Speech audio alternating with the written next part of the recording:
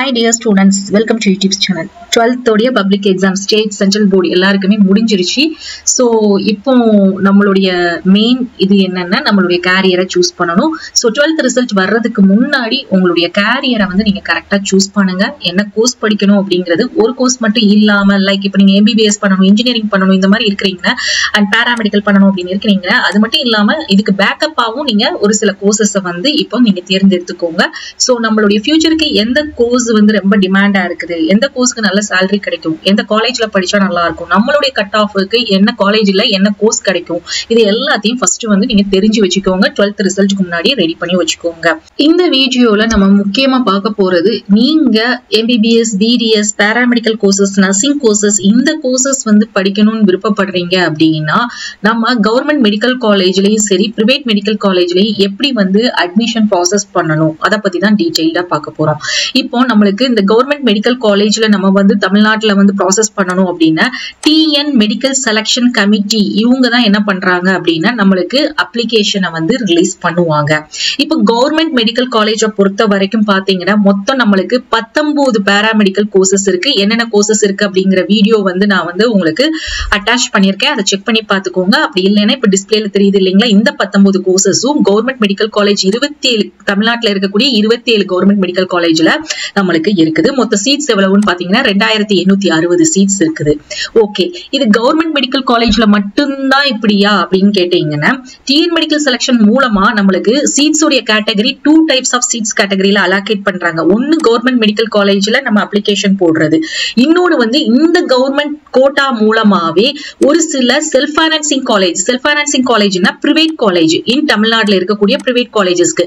இந்த private colleges எதெல்லாம் அப்படின்னு பாத்தீங்கன்னா இந்த டிஎன் மெடிக்கல் செலக்ஷன் கமிட்டியில வரது டாப்பா இருக்கக்கூடிய PSG, KMCH, கற்பகம், முகமது சதக் இந்த மாதிரி காலேஜஸ் எல்லாம் இருக்குது பாத்தீங்களா. இந்த காலேஜஸ் எல்லாருமே பார்ட்டிசிபேட் பண்றாங்க.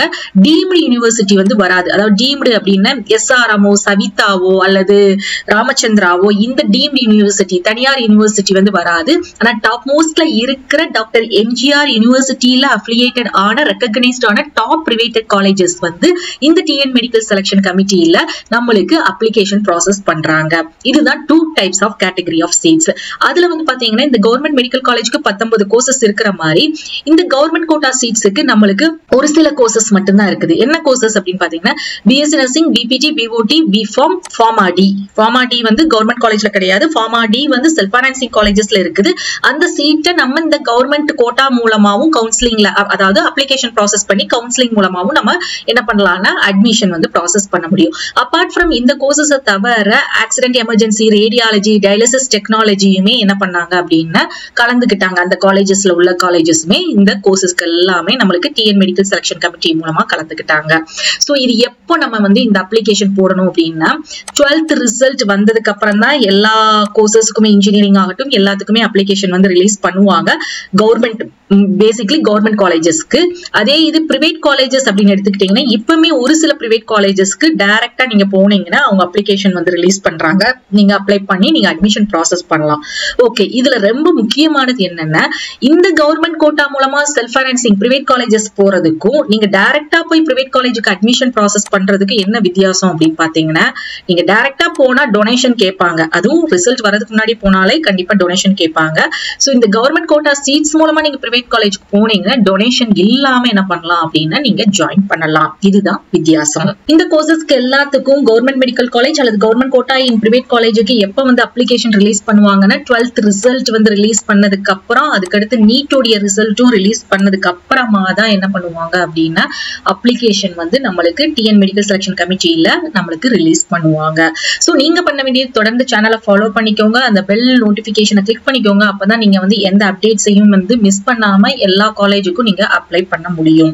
இதே இது நீங்க பிரைவேட் காலேஜ்ல வந்து நீங்க ஜாயின் பண்ணணும் அப்படின்னீங்கன்னா பிரைவேட் காலேஜுக்கு டைரக்டா நம்ம வந்து என்ன பண்ணலாம் அப்படின்னா அப்ளிகேஷன் வந்து இப்பவுமே ஒரு சில காலேஜஸ்ல அதாவது டீம்டு யூனிவர்சிட்டி, ராமச்சந்திரா, SRMல எல்லாம் அப்ளிகேஷன் வந்து ரிலீஸ் பண்ணிட்டாங்க.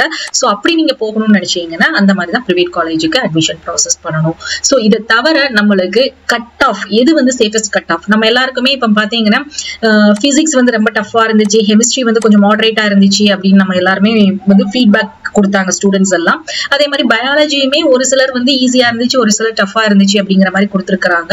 ஸோ இதை பேஸ் பண்ணி நம்மளுக்கு எது சேஃபஸ்டான ஒரு கட் ஆஃப் அப்படின்னு பார்த்தீங்கன்னா பேராமெடிக்கல் அண்ட் நர்சிங் கோர்சஸ் பொறுத்த வரைக்கும் அபோவ் ஒரு 175க்கு மேல எடுத்தீங்க அப்படின்னா சேஃபஸ்டான கட் ஆஃப். ஏன்னா இந்த வருஷம் கட் ஆஃப் வந்து குறையறதுக்கு வாய்ப்பு இருக்குது, ஏன்னா பேப்பர்ஸ் வந்து ரொம்ப டஃபா இருந்துச்சுன்னு சொன்னதுனால. பட் இந்த கட் ஆஃபை வந்து நம்ம வந்து டைரக்டா வந்து ஒரே விஷயத்துல நம்ம வந்து ப்ரெடிக்ட் பண்ணி தான் சொல்ல முடியுமே தவிர இதே தான் வரும் அப்படின்னு நம்ம வந்து கேரண்டி கொடுத்து சொல்ல முடியாது. ஆஃப்டர் 12th ரிசல்ட் வந்ததுக்கு அப்புறமா இன்னும் கொஞ்சம் நம்ம என்ன பண்ணலாம் அப்படின்னா அனலைஸ் தான் பண்ண முடியும்.